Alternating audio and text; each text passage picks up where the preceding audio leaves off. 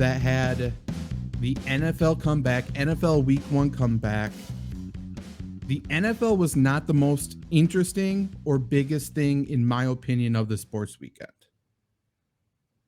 So NFL football comes back, Jake, and I think the two biggest headlines and the two most interesting stories of the entire week are both in the fight world. I think one is whatever the hell is happening with CM Punk, right? It's so good. Yep. And two is whatever the hell is happening in the UFC, which I think we should talk about. And we could talk about both if you want, because I might be an outlier and super weird because I was watching nothing but football. I was not sleeping leading up until, quite honestly, the Queen dying, which then took over my entire life because, of course, everyone's interested about that child killer over there in England for whatever reason. But I'm watching NFL games this weekend. We'll get into it. I didn't care because it was off the backs of UFC, and it was really tough to really care about football after I thought one of the best stories was told in professional wrestling during UFC this weekend, Jake. So, there's so many things to digest there, which is if you're not a UFC or WWE fan, you might have heard of these things, which I think explains the magnitude of it. But if you haven't, you got to Google some of this stuff because one, the UFC thing is somehow more WWE and the WWE thing is more UFC, which is like a weird twist of fate going on here. Let me put it this way. In a world, I'm a big wrestling fan, big AEW fan. In a world where Vince McMahon retired this year, this is somehow the number one trending wrestling story of the year. Right. Both of these stories are the number one wrestling story. Right. And think of everything that's happened in the UFC this year. Usman lost like a week ago. Last week. Yeah, last week. Yep. It's unbelievable. We won't talk about the AEW one too much, I think, but all you need to know is people fought, someone got bit, there was a chair. Chris Jericho saved the day. Chris Jericho saved the day, according to Chris Jericho. That's my favorite take. One guy went in there just because he didn't want a dog to get hurt. It's incredible. It's so good. That dog, by the way, ran out on stage the show earlier. Oh, really? Yeah, for sure. So there was actually a dog. There was a dog named Larry. Good. Okay. Yeah. Right. He was there, and apparently one of the people involved started to go away from the fight, saw there was a dog in the middle of it, and then went back into the fight to get the dog out. And he was the one who got bit and hit with a chair for his troubles. The dog speared him, took him out. By the way, dog wasn't the one who bit him. Important part of the story if you're just listening for the first time. That's right. But yeah, it's incredible. It's so good. This all comes off the back of a press conference where he ate, I kid you not, about 6 muffins in about 10 minutes while talking shit on everyone on the roster. My favorite quote from the press conference is, the guy has a shared bank account with his mom. What more do I need to say? It's my favorite. It's my favorite burn from the whole press conference. But that said, let's talk UFC, Zach, because this was incredible. This was unbelievable. Yeah. So to set the stage, again, last weekend, or I guess it was a couple weeks ago, was the Usman got beat, which was a massive story. And then coming off the back of that, the very next pay-per-view is Nate Diaz versus Khamzat Chimaev. And people were talking about this is an unbelievably terrible pay-per-view.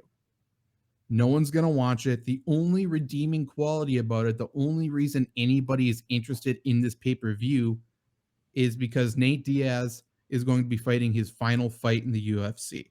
Like, that's all we know. Nate Diaz is arguing with the UFC. There's whatever bad shit going on. This is what we hear. And this is the last fight on his contract. The UFC for months and months and months weren't giving him a fight. So he was just like, fuck it, I'll fight anybody. And the UFC, most analysts said, did an absolute classless move by pairing him with Khamzat Chimaev, who is this absolute killer He is one of the scariest individuals, one of the fastest risers in the UFC, notably had 3 or 4 fights leading up until this weekend where he wasn't even touched. He wasn't even hit, and he submitted opponents, choked them out, did whatever to win. He is an unstoppable force, and people thought of it as the UFC was giving Nate Diaz this unstoppable force to fight so he could get embarrassed, beat down, and then, you know, his reputation is tarnished as he leaves the UFC so he could do nothing. That was the only redeemable story. And no one else was excited about this pay-per-view except for me and maybe a few other like true fight fans who are like, if Nate Diaz is going to be there, I will be there. That's kind of where I'm at, and other people.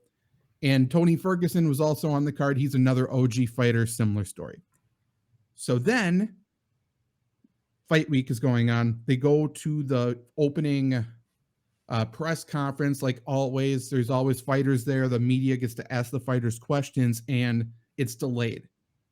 So obviously, this is a very wrestling thing, or a Paul McCartney concert thing. If anyone's ever seen him in concert, he shows up about an hour and a half late. It's horrible, but the dude's a Beatle. What can you say? But it's like 30, 40 minutes go by. Nothing is happening. The music is blasting, so no one can hear anything in the back. And then Dana White comes out and basically says, sorry, we're not going to have a normal press conference. There's nothing we can do. We're just going to be bringing fighters out 2 at a time for you to ask questions because shit is popping off in the back.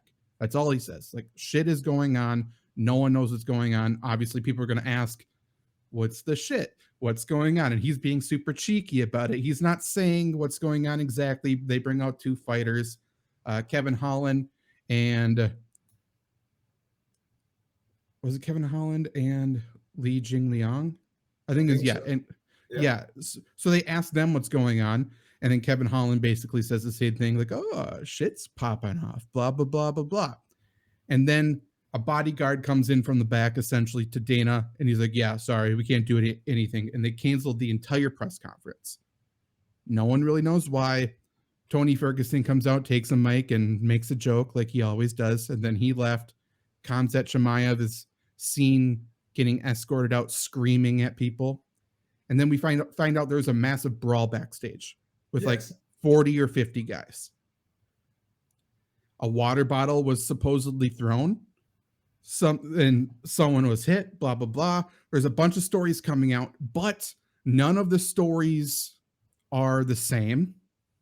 No footage. There's footage of the fight and yelling, but no footage of the water bottle, no footage of the things people are saying.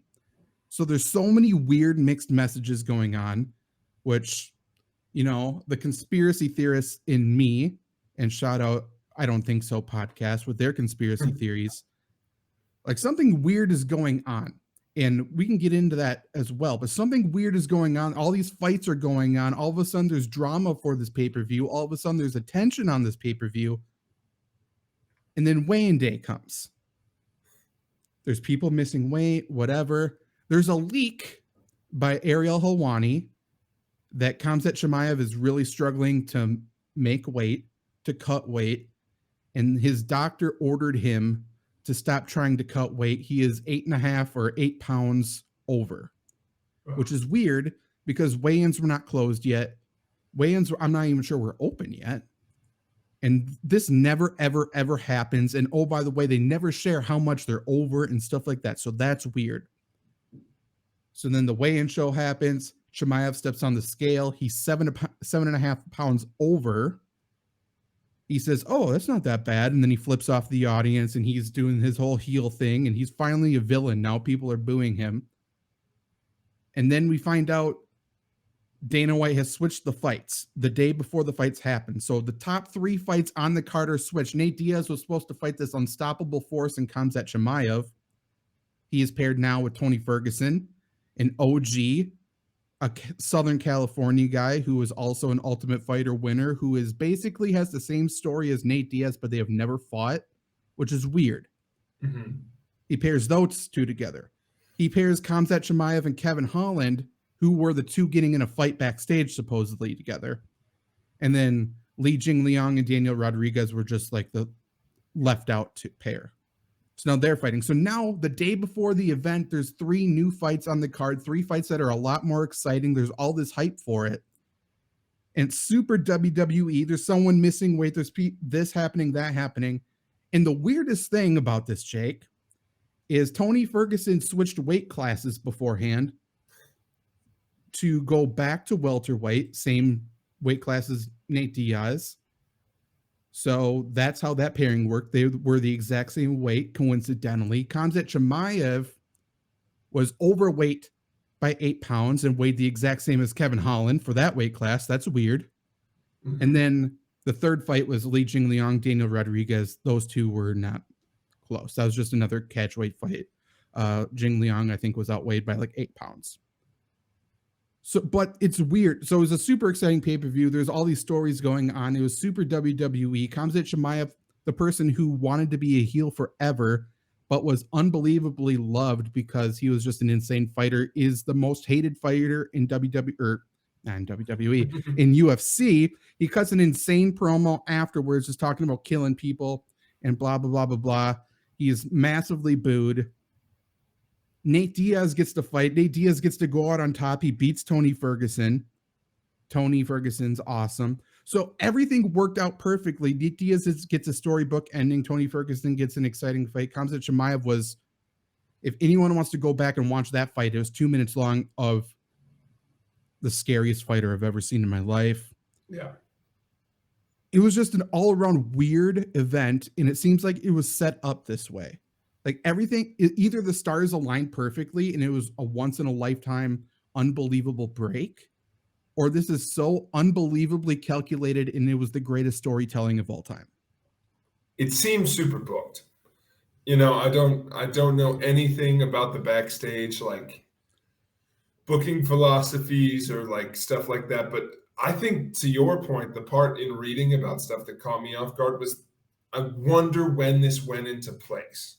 Because the casualness of like, this guy's going to miss weight, like that obviously was in place by that point. So, and to your point, it was Holland and Chimaev fighting backstage. So did they already know at that point that it was going to switch? Like, that's where I get like.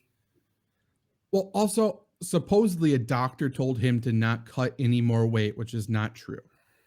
Like, there's no way that happened. And there's no way it leaked without.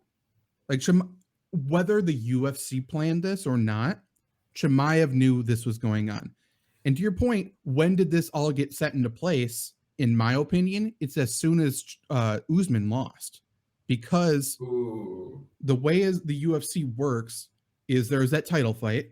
Yeah. And then now for this pay-per-view, Nate Diaz versus Khamzat Chimaev was a number 1 contender for the belt. And it was supposed to be Usman beats Edwards and then fights Chimaev. But with Usman losing, he has to be the number 1 contender for his belt, especially with the nugget that Dana White dropped after the pay-per-view, which was they are now seriously considering an Africa pay-per-view. And they're going to try to get that booked. So then Usman has to fight Diaz, or has to fight Edwards for his title again. Chimaev, if he beats Nate Diaz, he is in a no man's land.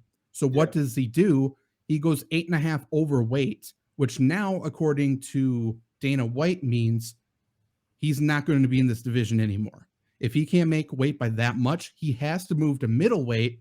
So now, Jake, Chimaev is in the same division as Israel Adesanya, who wants to fight in an Africa pay-per-view with Usman on the same card.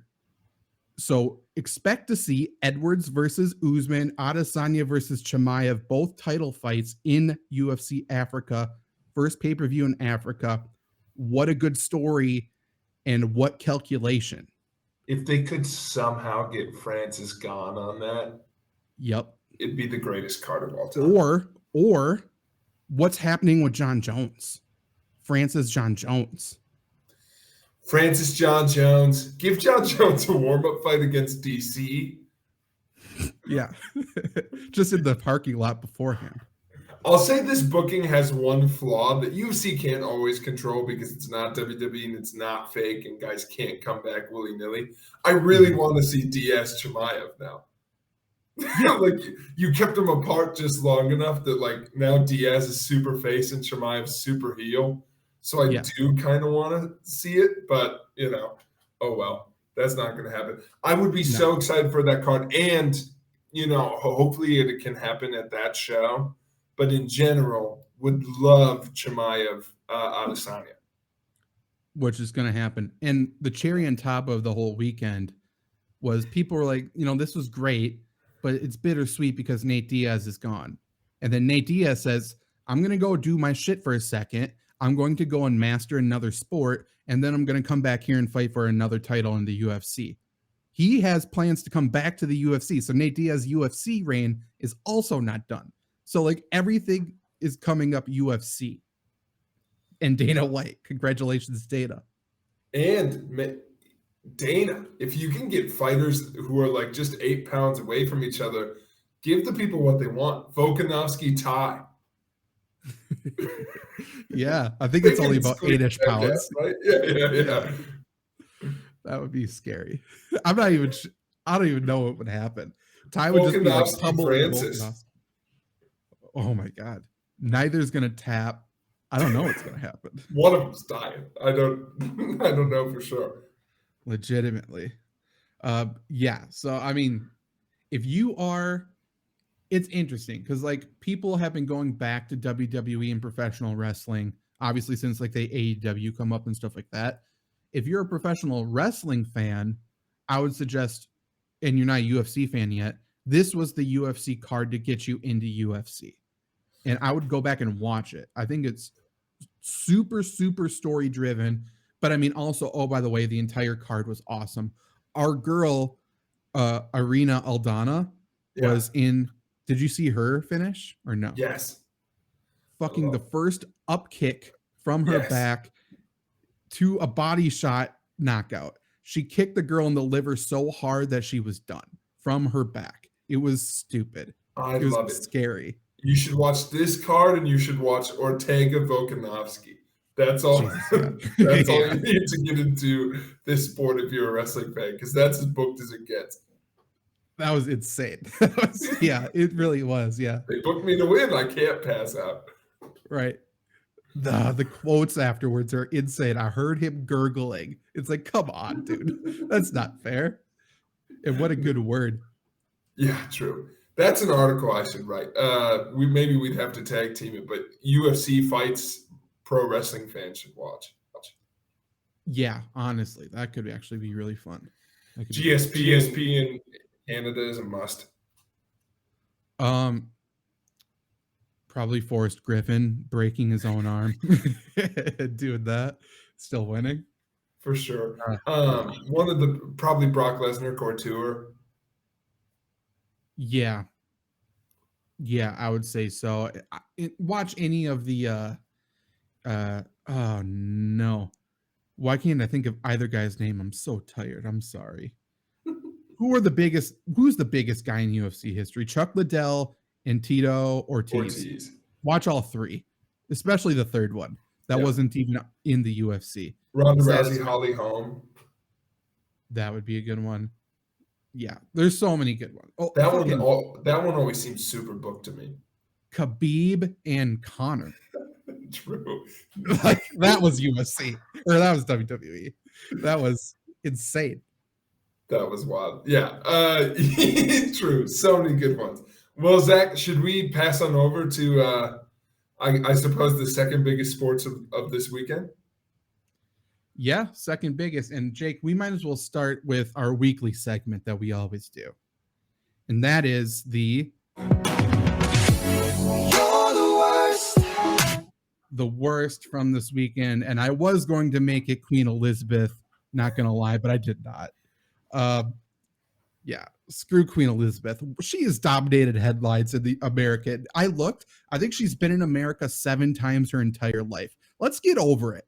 Fuck her. She's the worst. She killed 10 kids in Canada, indigenous kids. Why are we paying attention, bearing the lead? Let's pay attention to that. But no, she's not the worst this week, even though she actually is. Let's go into the sports world. And there's a lot of choices. Again, I could have gone Khamzat Chimaev, but no. I went to the likes of ESPN with Stephen A, Jake. And I want you to listen to this because Stephen A., obviously notable NFL expert, was picking the games. And this is what happened on First Take. Here's his prediction for Chargers, Raiders, and specifically, just listen. We've got the best division in football here. Chiefs at Cardinals, Raiders at Chargers, and Broncos at Seahawks. Stephen A., which team in the division will score the most points in week 1? I'm going to go with the Chargers. Okay, tell me why. Justin Herbert, Williams, Keenan Allen.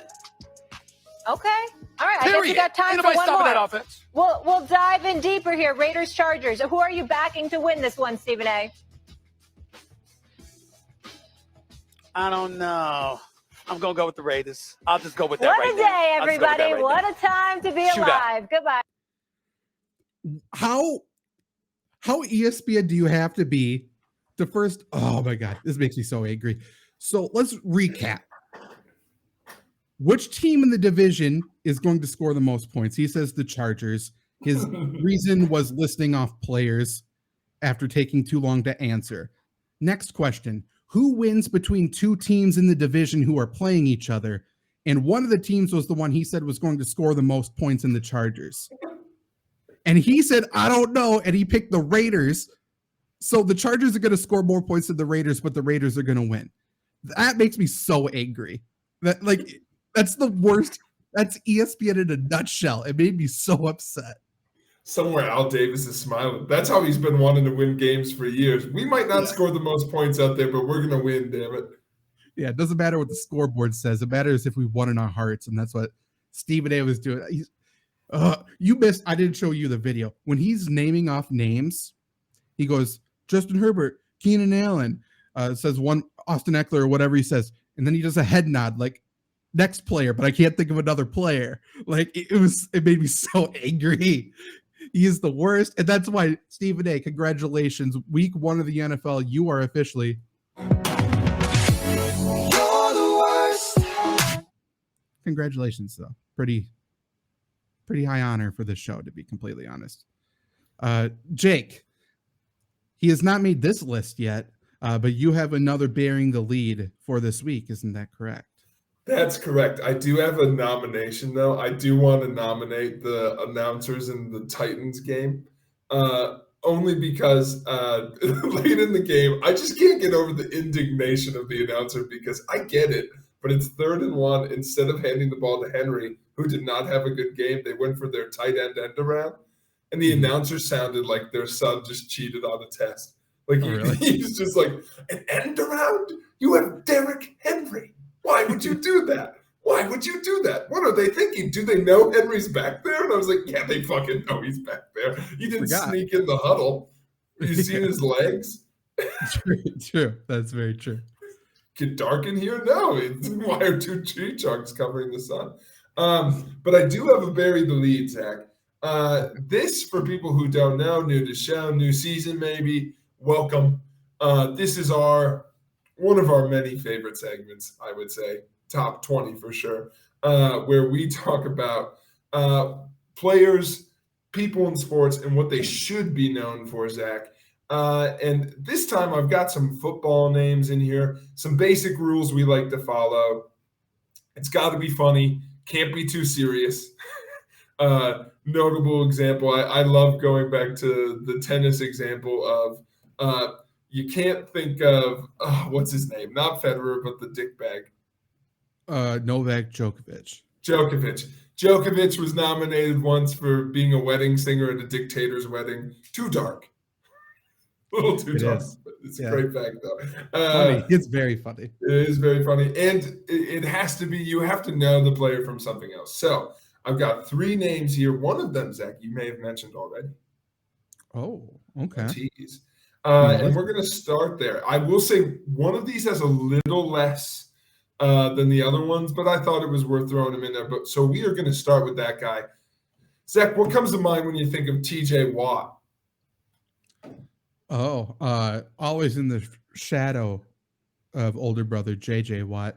Also just should be defensive player of the year. I think he was last year. I can't even remember. Yes. It's too long ago. Just got injured, unfortunately, torn pec, which should just be called the Watt brother injury at this point. I feel like their pecs are perpetually torn. Went to Wisconsin, great edge rusher, I guess, for the Steelers now. What else did he do? That's a great one, Zach. Notably, also living in the shadow of brother Derek Watt. Yeah. Sorry, my bad. Derek, the most popular Watt. That's true. So, Zach, first one here. Do you remember why he was penalized last year against the Seattle Seahawks when going for a fumble? No, I don't. He was given an unsportsmanlike penalty, unnecessary roughness, because the ball starts coming out, Zach, and he goes full Rocky Balboa and starts just slinging punches at DK Metcalf to try and get the ball out. Yeah, he's going for the ridiculous part about it is he's trying to punch the ball out, but it's one of those things where DK starts close, so he's kind of punching up, and then he gets further away. So he's just swinging. Haymakers are flying, and they throw a flag on it because he's just punching on the play. And he's pissed because he got a fumble. True. I don't remember that at all. I need to go look that back up. It's pretty funny, mostly just because both are right. Like, he's definitely going for the ball, and he's just totally swinging. So it's like, you got to draw the line somewhere. From the ref's perspective, I'm sure it looked like he was just throwing hands. Yeah, for sure. And part two, and this is my nomination for TJ Watt. Do you remember why he was fined last season during a game? Different reason? No, I don't. Different reason. He was fined $10,000, Zach, for checking his phone at halftime to see if his tackle to break the sack record counted as a sack or not. That's funny. I don't remember that either. Yeah, because it was a high snap, so he went to go get it, and then afterwards in the press conference, they counted it, and there was some scandal there because it was basically they just gave it to him so he could break the record. But afterwards, they were like, "Were you nervous about it not counting?" He's like, "Yeah, well, I did check my phone during halftime just to make sure." And the NFL was like, him? They fined him $10,000. It was he later claimed it was a joke too. Yeah, but they got him. They're like, no phones during the game. That's interesting. I didn't know that was even a rule. It makes sense because the announcers and everyone's mic'd up, so I guess you could hear play calls and stuff. But that shows the difference between NBA and NFL because I'm pretty sure the NBA can text while they're on the bench, just not in the game. Yes, right. And when he made the comment, and this would surprise me because I didn't know, he said you couldn't use it 60 minutes before or at the game and couldn't use it during halftime. Yeah, I mean, yeah, it's the NFL cares more about competitive advantage than they do about, say, 56 massage therapists or so. That really got me. That was good. I just too that it was such a you'd think they'd be all over this guy who was I care so much about the sport I had to check during halftime. And they're like, got ya. He said it on tape. Yeah. Idiot. I love football so much that I'm willing to bet on my team even when I'm not playing. Yeah. Hey man, be better. Speaking of better, Zach, what comes to mind when you think of Justin Herbert? Oh, he feels like just the kid from California, even though he's not from California. Long, flowing blonde locks from Oregon, now plays in California with the Chargers. Reserved, quiet, super funny. Notably not top 10 in the NFL last year. He was 12 for me. He might be top 10 now. He's playing really good. I love Justin Herbert. He might be. I don't want to say this wrong because I care a lot about rankings. He might be top 3 for my favorite quarterbacks in the NFL. That's really interesting. He's not in mine, but top 15. 4? Oh, they're gonna do a B. He's not top 3. He's 4. No.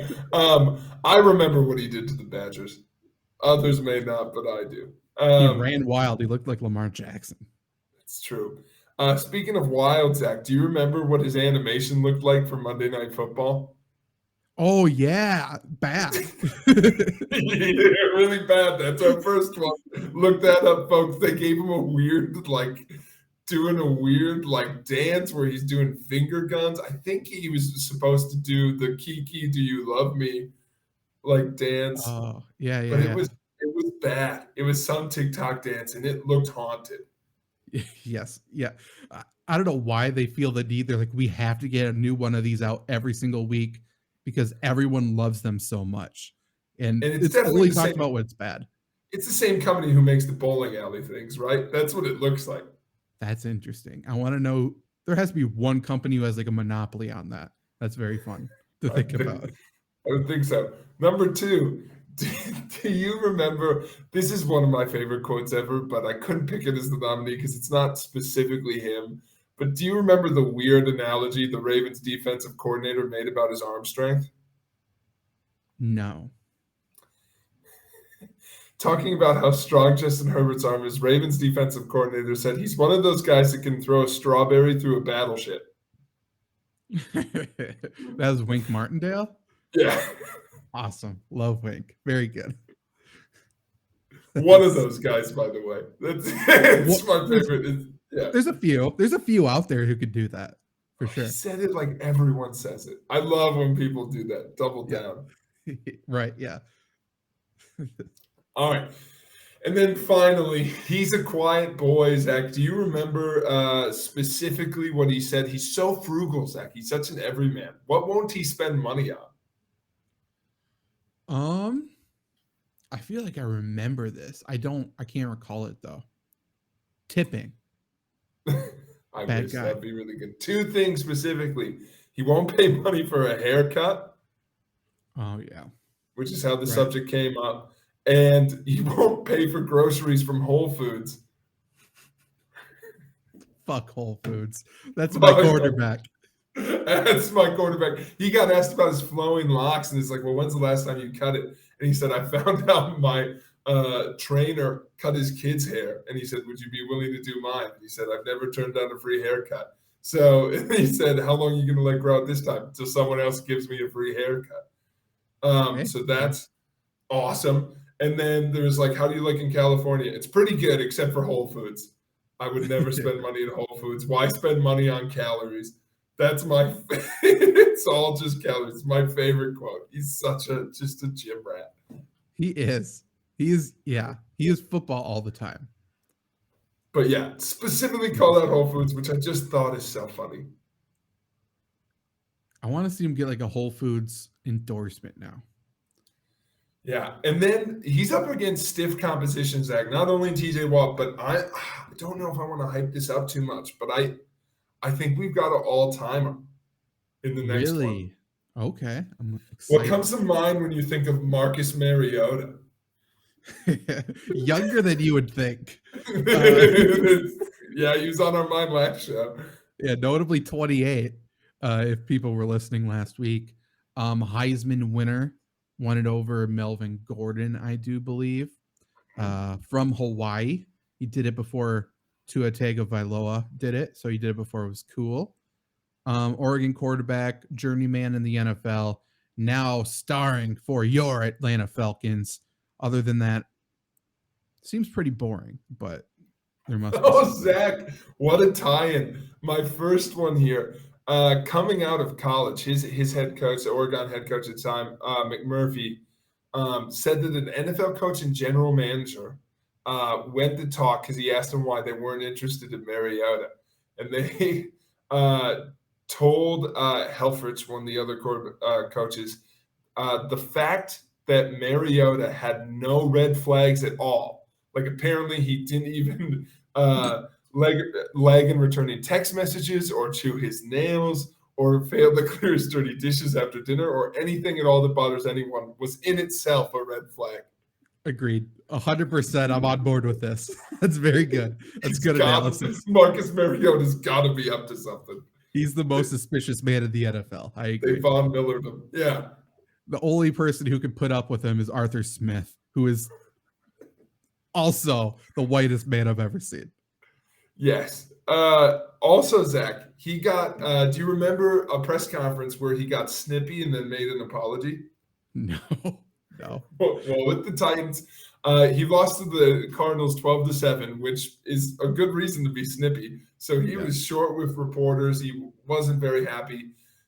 He comes back 10 minutes later to apologize because his mom had called him because she was watching the press conference and said, "That is not how I raised you." And so he went back out there and had to apologize to the room because he's like, "That's not how I want to act. My mom called me out. My bad." Aloha. My bad. Hang loose. Yeah. Means family. Family means no one gets left behind. Yes, that I'm sure that's what his mom told him. Quoted Lilo and Stitch. And Zach, here we go. This story about Marcus Mariota's time as a grocery store clerk. Does that ring any bells? No. It got mentioned during the Heisman Trophy ceremony, his coach talking about his quick decision-making skills. People don't know this. This is all a story from his coach on stage. People don't know this, but Mariota's freshman year, he worked at a grocery store in town to pay the extra bills. He was at the register one day, and this great big woman comes in, and she said, "I'd like to buy half a head of lettuce."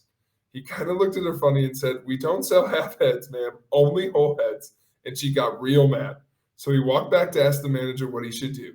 He said, "Hey, I've got this great big fat woman out here who wants to buy half a head of lettuce. What do I do?" Mariota didn't know it, but the woman had followed him back there. So he looked over his shoulder and sees her standing there and replied, "And this this charming lady wants to buy the other half of the lettuce." Very good. What a guy. That's very funny. What a guy. What an all-timer. It's so good. Just imagine casual Marcus Mariota finally cutting loose. Yeah. Being like, this great big fat lady wants to buy half a head of lettuce. Oh, and this lady wants to buy the other half. That is an all-timer. That's very good. So good. So your nominees for posterity, we've got TJ Watt, illegal texter. We've got Justin Herbert, hater of Whole Foods, and we've got Marcus Mariota, abusive store clerk. Yeah. I mean, it's a runaway. I liked all three, but Marcus Mariota, the worst beggar in grocery store history, it has to be him. It has to be. I laughed out loud twice in research of this, and that doesn't always happen. The grocery store one really made me laugh. And I laughed out loud at he's the kind of guy who could throw a strawberry through a battleship. Yeah, that's also very good. Might need to look at more Wink Martindale quotes because he, for people who don't know, he is like a Rex Ryan disciple. So that's probably a Rex Ryan quote. A scary family tree to come out of.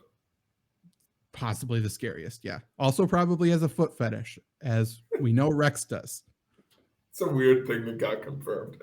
Yeah, that's true. That's very good. Possibly more exciting than week 1 of the NFL this season. However, there was a lot that did go on, Jake.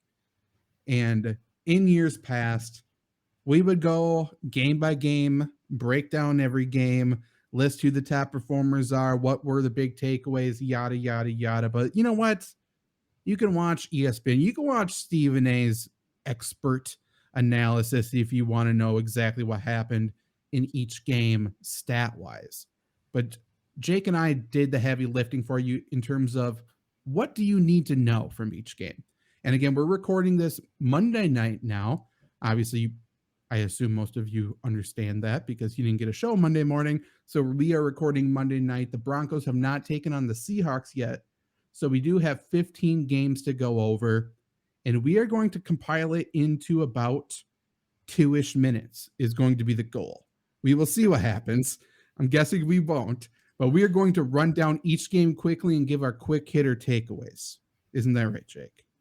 Yeah, to be fair, I thought we were each going to take 2 minutes, so I did too much. But I will also say quick little puns are just my type of humor, so I went too hard on these. But I think My whole goal with this is I kept writing things that I think would make you laugh. So I'm on a roll. I think I got some jokes for you in here. I'm game for it. So this is going to be our 2-minute offense here. We're doing a 2-minute drill. We're going to do a rundown. And we are going to go starting now. Week 1 of the NFL season kicks off with Bills versus Rams. The Bills destroy the Rams, but the only thing people actually remember is Von Miller having an Illuminati triangle shaved into the back of his head. The Bills win by 21, which coincidentally is the number of years old Punk God was when he gang raped an underage girl. Buccaneers Cowboys was a classic Tom Brady game in that he went to his old faithful Evans. He found a new target in Julio. He had one terrible pick that made you think he should have stopped playing 2 years ago, and he rode the coattails of a kicker to victory. The Cowboys, however, need a hand, or at least a thumb, for Dak Prescott. Patriots versus Dolphins. Even in victory, Miami Dolphins fans prove that they are dumb as shit as 13 cars in the parking lot blow up after one of their fans left their grill on. When in the course of human events, it becomes necessary for Justin Jefferson to make his own declaration in the Packers-Vikings game, he goes nuts. It's an Aaron Rodgers classic. He looks pissed in between State Farm commercials as he thinks about Devontae Adams. Browns versus Panthers. After leading 20-7 in the fourth quarter, the Browns let Baker Mayfield lead a comeback, which fell short due to a game-winning field goal. Browns fans have been extremely loud and cocky afterwards, surprisingly turning a blind eye to all of the evidence that says their team stinks. Saints Falcons. Oh, Marcus Mariota is back. Young Way KOO is automatic. He's never going to miss a kick. They're up 23-10, then 26-10. But oh no, Michael Thomas doesn't have a racist quarterback anymore, and it shows. He goes for 2 tutties. There's a failed snap. Mariota lets them down. Saints ball. They go ahead with 17 seconds left. But oh no, Young Way KOO from 63 to win. But this time, no Way KOO. Saints win instead. Bengals versus Steelers. The Bengals bungled it. Joe Burrow gets sacked 7 times, turns the ball over 5 times. Game still goes to overtime when the Bengals snap the punt with 15 seconds left on the play clock. And you know what they always say, Jake? Never give Mitch Trubisky 56 seconds to work with, because the Steelers came back to win it. That is what they say. You know what they say in the Titans-Giants game? Who in the Dontrell Hilliard is this guy? He's got 2 touchdowns. Who's the best running back in the league? Saquon Barkley. I'll take my drink. Shaken, not Sterling Shepard. He's got a touchdown. The Giants miss an extra point. The Titans muff a punt. The Giants throw a pick in the end zone. But the law firm of Barkley Jones and mostly Barkley get the touchdown and 2-point conversion for the lead. The Titans have a chance to win off the foot of Brian Bullock, but they should have asked Sandra. He misses. Giants win. Ravens versus Jets. Quite the upset in the Meadowlands as the Ravens blow out the Jets. The actual upset in the game was me when I found out Joe Flacco wears number 19. It's true. Take me down to the Motor City where the Lions never win, but they sure are gritty. The city of brotherly love loves A.J. Brown. They go up big, but Dan Campbell was a terrible student because he never learned the word quit. They make a big comeback, but unfortunately come up just short against the Eagles. Colts versus Texans tie. The only thing worse than a tie is Matt Ryan going up against Davis Mills, and we have to see these 2 saltines do it one more time this season. Beware a man with 2 first names. Curtis Samuel puts the Washington Commanders up 7-3 against the Jaguars early. It's elementary, my dear Dotson. It's 14-3. ETN drops a touchdown for the Jags. I'm sure that won't matter later. They miss a field goal. I'm sure that won't matter later. Here's to you, Mr. Robinson. James Robinson makes it 14-10. Oops, 14-9. They don't convert a 2-point conversion. I'm sure that won't matter later. Oh, no, Zach. The Jags make a big comeback late, but one too many mistakes with the worst throw I've ever seen to close it out. Bad game as the Jags almost do it. Raiders take on the Chargers. After going up 24-10 halfway through the quarter, the Los Angeles Chargers did Los Angeles Chargers things and gained only 43 more yards and missed a field goal across 4 drives. as we all know, every Chargers game comes down to that final drive. The Bears 49ers game opens up with Deebo Samuel making sure his highs and lows from the offseason carry onto the field. He fumbles and still scores the first touchdown of the game. Chicago tries to rally with their own terrible towel, but they get an unsportsmanlike conduct in the process as their kick holder gets an unsportsmanlike. I didn't know that was allowed. But hold on. Fields find Pettis, and then the floodgates open up, Zach. I bless the rains down in Chicago. The floodgates open by Equanimous St. Brown. Then Herbert. They missed 2 field goals, but it doesn't matter. Trey Lance can't get it done. Welcome to the Windy City, baby. Chiefs take on the Cardinals. Turns out the Chiefs don't need to tank their season anymore after they destroyed the Cardinals. Kyler Murray, upset after the game, knows that even his cliff notes won't work on the extra homework that he's going to have for this week. That's the NFL, baby. That's all you need to know. So many puns from your side. It's really my sense of humor. That's when you were like, yours are really short. I'm like, I can see mine getting progressively longer as I wrote them. Yeah. Because I just kept, dude, I love the puns. There was a lot in there. That was very funny though. I cut them out. Yeah, I can imagine. Okay, so let's revisit some of this stuff. First off, Chicago, they get the personal foul because the holder, like you said, brought a towel on to clear out something in a foot of water. 1, what's that towel going to do? 2, that has to be a sham wow or something, right? Like they're going to try to soak up every last fucking drop on Soldier Field. There was a foot of standing water. They're like, they flagged him for a towel. Come on, what are we doing? That's so stupid. It was San Francisco had to be pissed, right? Because like the only reason they lose this game because it looks like the warm-up scene from Rudy.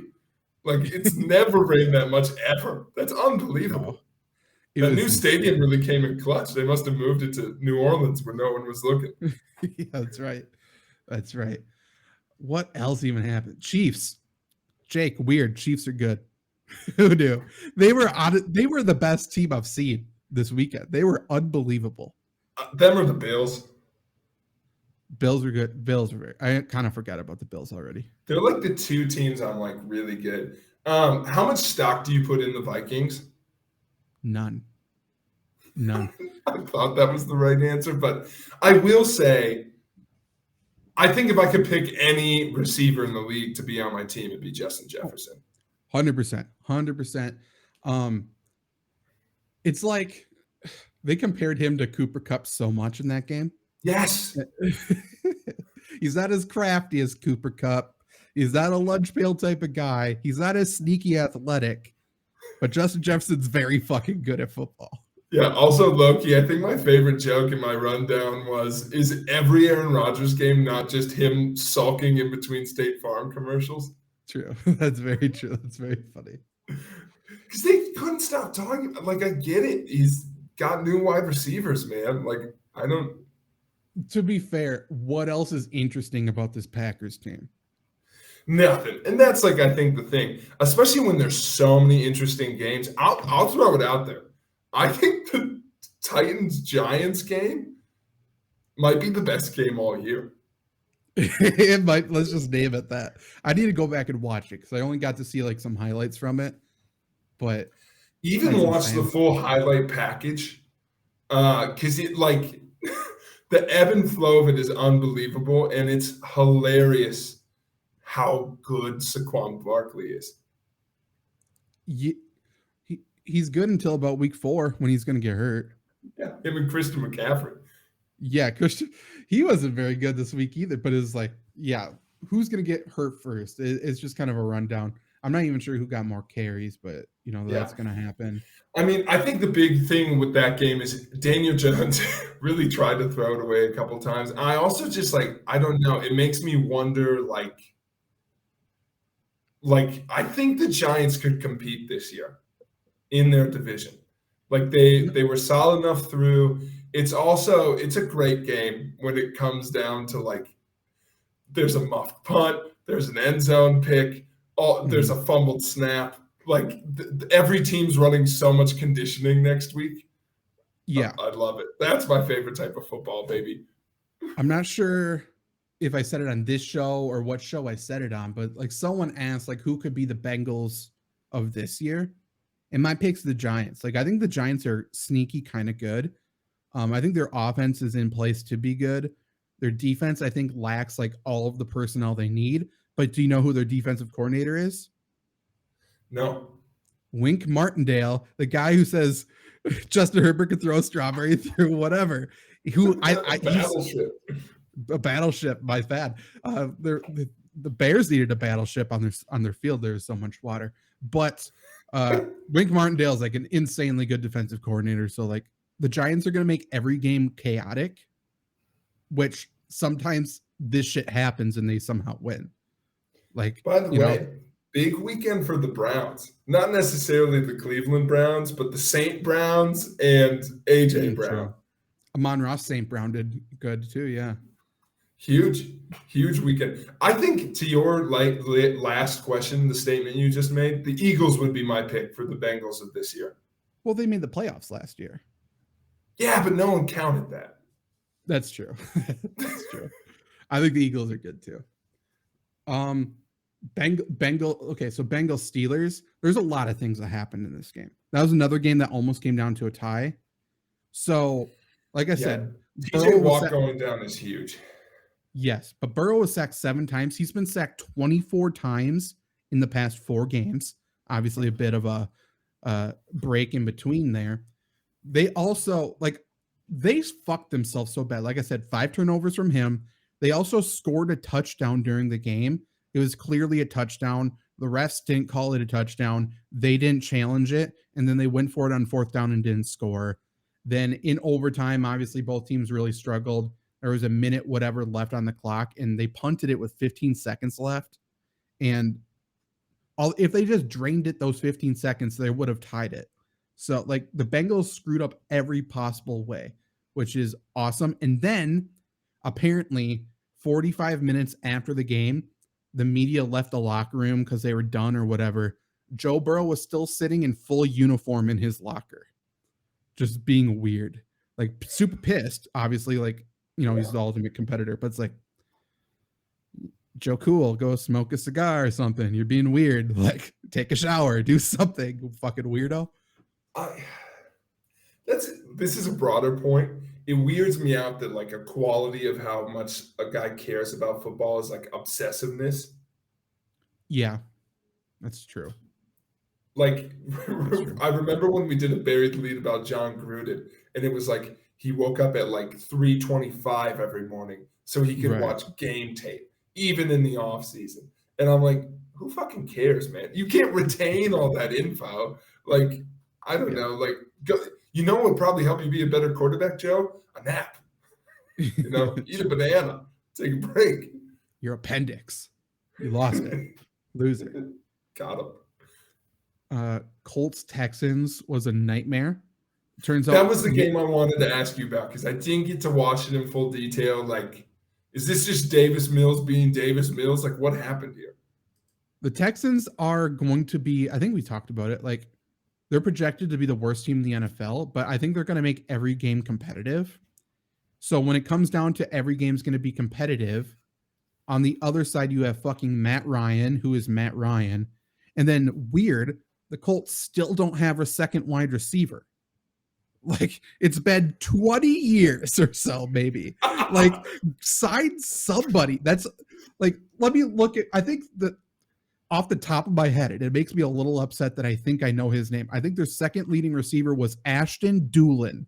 And don't tell me who he is because I don't know. Ashton Doolin, second leading wide receiver. Nyheim Hines, the running back, was number 2. Ashton Doolin. Any guesses where Ashton Doolin went to college? Oh my God. Name it. I dare you. Rutgers. Malone. Carl or otherwise. I'm not sure. He's a rookie from Malone? No, he's a 4th-year receiver. Like, the dude he sucks. What are we doing? They've gone since our Lord and Savior Marvin Harrison played there. They haven't had a number 2. You know what I need a documentary on? The crossover year, because they only get one between like Marvin Harrison and Reggie Wayne when one of them's old as dirt, Reggie Wayne and T.Y. Hilton when one of them's old as dirt, and then T.Y. Hilton to Pittman. It's unbelievable. Ashton Doolin's 3 receptions equaled or eclipsed 2 of his 3 other seasons with the team. So he's no good. Like, it's not like he's been really good. They've kept him around. What are we doing? Come on, Indianapolis. Do something. Sign T.Y. Hilton back. That's something. do that. He's still in the locker room, probably. Anybody. Anquan Bolden's going to want to play for someone. He has to. I know Terrell Owens does. Sign him. Fuck it. Do something. Fuck it, indeed. I don't know. It was a wild weekend. Some good fun games. Like, yeah, for sure. I don't know if they mean anything. Here's 2 other teams. I don't think New Orleans is going to win any games by more than 5 points this year. That's fair. I was going to say, like, did we learn anything about the Saints from that game? Because I don't think so. Michael Thomas caught 2 touchdowns, and he looked Taysom fine. Hill's a unicorn. Like, they still got the weirdest packages for that guy. I think what we found out from that game is I'm concerned about their defense. The fact that, like, Mariota and the boys, like, lit them up as much as they did. I know they kind of figured it out, but it was more a momentum thing than anything. You know who lit them up? And it's the person that we've counted out for the past 10 years, Cordero Patterson. Yeah, he's been unbelievable. Why do we keep doing that? Why do we keep being like, okay, he had that 1 year, and then he keeps having another year. It's true. Him and Mariota both. Also, like from just fantasy football purposes, I think most people ranked him as like running back 45. Why? Like, what is he? He was running back like 6 last year. And we're like, he's not going to do that again. I'm getting close to the camera and lean back because I'm about to say something that feels true, but I don't think it is true. Okay. Feels like the Saints always block a kick. I know they allowed 5 to go through this game before they finally blocked one, but it feels like it feels like Cam Jordan's always got his hand on a ball. He does. That's put that on the poll. Does Cam Jordan always have his hands on a ball? When WAY KOO went up for that last kick, I was like, no way they don't block this, right? No way, KOO. That was my favorite one, I think. That was my favorite one. So I have a soft spot for don't trust a man with 2 first names, Curtis Samuel. That's very good too. Anything else? Chiefs are unbelievable. And you know what's weird? Maybe it's not weird. I think that I've heard 0 people give Andy Reid a shred of credit for what the Chiefs did in that first game. That's weird. Like, people are talking about Patrick Mahomes, greatest quarterback of all time, and he looked very, very good. And I think I tweeted this out, and it makes me a little bit upset. Patrick Mahomes, I think, won me over in that game. I've never been a hater. I just think he's overrated. But after he scored his 4th touchdown, he got super cocky about it, like going to like the camera and to the other team, like 4 touchdowns, blah blah blah. Like, he's a fucking guy. I really like that. That really made me happy. And then he scored. Here's how dumb sports talk is. They haven't figured it out yet. They haven't made it this far in logic, but we're gonna get there. Mahomes is so good that he's made Donovan McNabb better in hindsight. Because we're gonna get to a point where Reid is in Belichick territory now of they're going to say, well, he's only been this good a coach when he's been with good quarterbacks. Yeah. And they're going to point at Mahomes, and then they're going to point at McNabb. McNabb, yeah. Which is really nice for Donovan. Yeah. Very nice. Very nice. T.O. And they might point at Alex Smith, too, which is really nice, you know? That's so funny. Yeah. He made Alex Smith. He brought Alex Smith back to life before he died. He helped Alex Smith walk again. He did. He gave him a new set of legs. He did, yep. And then he got clipped by the oncoming car. It was, for sure. Cowboys, dead. Dead. I watched that game to like get those highlights. I know the story is Dak gets hurt. He looked awful in that game. Right. And also, again, shout out to last week or the week before, whatever it was. Weird. Julio Jones is fucking good at football. Like, everyone was so surprised last time. Like, yeah, it's fucking Julio Jones. But he did look even faster than I remember. And it has to be, he's on TB12. He's on that bullshit. For sure. Mike Evans is fucking unbelievable. That's great. Yeah. That's so good. I mean, the Cowboys aren't good. And the Buccaneers are very good. Also, spoiler alert, the Buccaneers are going to be the best team in football for 6 weeks until they get old. Like, that's just like, they're going to be good the whole year, but they're going to be unbelievable the first 6 weeks before the cold seeps in his bones. Multiple things here. Everyone's talking about, oh no, they're scared about the Buccaneers offensive line. I didn't realize they drafted Gedeke from Central Michigan, who was one of my favorite offensive linemen in the draft. So they're fine on that front. Tom Brady got the piss kicked out of him. Him and Rodgers yesterday both got beat up bad. Chris Godwin, though, left hurt. He's going to come back in time to keep the Buccaneers relevant when Julio or Mike Evans gets hurt. Like, they can just swap them out the rest of the season. They're fine. Yeah, I think so too. I also think it's about time we start looking at what are they up to at running back? How is he that good still? Playoff Lenny? He's good. Gio Bernard's there. Wait until they unleash him. They're keeping him safe. I will say, I can't wait to make jokes next week about Cooper Rush.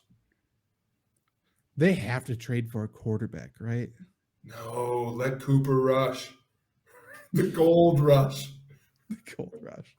They have to, like, Ryan Fitzpatrick, please. Ooh, no, I don't want that because I would have to cheer for the Cowboys. I want it.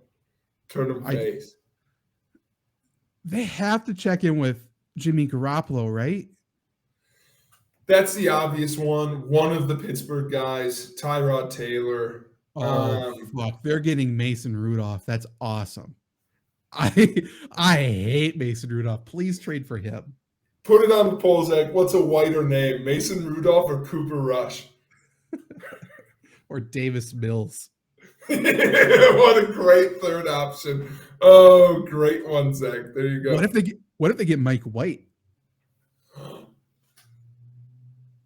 That's another great Jordan Love. Oh, fucking please. Packers should be on the phone immediately. Ooh, that would be awesome. Where's Touchdown Teddy? Where's he playing? He's packing up Tua. Maybe. Who threw a bounce pass yesterday? I put it up on TikTok. That motherfucker went viral. If anyone wants to watch it, it's got 2 million views there. It's insane. There's so many people like scoreboard. Check the scoreboard. Like, he fucking threw a bounce pass. What do you like? It doesn't matter that you beat the Patriots. I did love that TikTok. I don't know. It's incredible. I would say out of all those, Rudolph's the one that I circle. I mean, they're calling Drew Brees. Oh, Sam Darnold. Captain Mono. He'd be perfect down there. Colt McCoy in Texas. Bring him home. That would be. The eyes of the Ranger are upon you. I hope he comes down blaze orange. Let the man eat. They could trade for bring Andy Dalton back. He's backing up Jameis. That's probably a really good. That's good. I think I like the Colt McCoy one the best, though. I think that's the funniest one for me. What's the name? What's the first name of Young who used to play for the Titans? Vince Young. Texas boys. That's all I want now. Bring them all. Yeah, bring all the washed up Texas quarterbacks. I can't even think of anybody else. There's some good ones in there though. Yeah. Cole McCoy's the best. That's good. Roger Staubach, what's he up to? That's a great question. Let's check in. Fucking Johnny Manziel. Jerry Jones wanted to bring him in. Do it. Put your money where your mouth is, Jerry. I bet he could. I bet the Browns would be willing to give him to Sean. I don't think so. I think they're very happy with Deshaun from everything I've seen and heard. It's true. By the way, your burn on the punt god was good. Almost derailed me. It was a bold one to start it all off with. I can't remember what other one really made me laugh. There was one in there that got me giggling. But you like the Browns one. Yeah, the one, Browns fans that were extremely loud and cocky, surprisingly turning a blind eye to all evidence that says that their team stinks. I did like that one. So good. I love puns. This is literally, it's my dream type of comedy. It's so good. Let us know what you think of it. If you have any submissions for next week for specific puns you want to hear, for people who are the worst from the week, definitely send me submissions, especially if you have more like ESPN, Fox Sports types of clips, because there's a lot of fucking terrible people on there. And I'm more than happy to feature them. Even if it's like a weekly YouTube video, I will for sure feature them. All the stupid stuff. You know, they make there's a bunch of like good YouTube accounts that make like the Skip Bayless arguing with Skip Bayless on, both sides of an issue. Stephen A did it by himself in a matter of 30 seconds. That's why I'm like, it has to be that he's the worst. There's so many things bad with that clip, Jake, including Joy or whatever her name is, who asked him immediately after, like, who do you think's going to win that game, after he said Chargers are going to outscore? And it should have been a stupid question, but it wasn't, because he picked the other side. That's why you got to ask the question. I actually rewarded her for it. We wouldn't have got that without her, You're right. This was the FlurrySports Podcast, keeping it under an hour and a half, as always. And we will be with you next week. I think Tuesdays is probably going to be the posting date from here on out. So, but if not, I mean, that's why you got to subscribe so you get notified, motherfuckers. Leave a 5-star review while you're at it. You can find us pretty much everywhere. You can also find the Playing Catch-Up Pod everywhere, pretty much now. And I Don't Think So podcast. Again, just type in FlurrySports if they don't pop up, and they will pop up. Also, shout out baseball season. Officially done, because I lost in fantasy baseball. So it was a good run. The only thing I learned, Jake, is, and I don't know who this makes me a fan of, but I hate the Twins. Fuck the Twins. That's all I know. To be fair, I'm a Twins fan, and I have a similar mentality right now. But I know who it makes you a fan of, dude. You Astros looking good. But here's what I'll say. We're right here. Got the cap. You fucking suck. Every time, here's a little peek behind the curtain, folks. I've gotten to hang out at Zach's place a little bit more frequently now that I'm back in the area. I haven't said it in person because I know it's what you want from me. You wear that goddamn Astros hat every time I come over. And I wear it unironically. I didn't even mean it. I realized that halfway through you were there, but I wasn't going to bring it up because I don't want to bring attention to it. You already knew.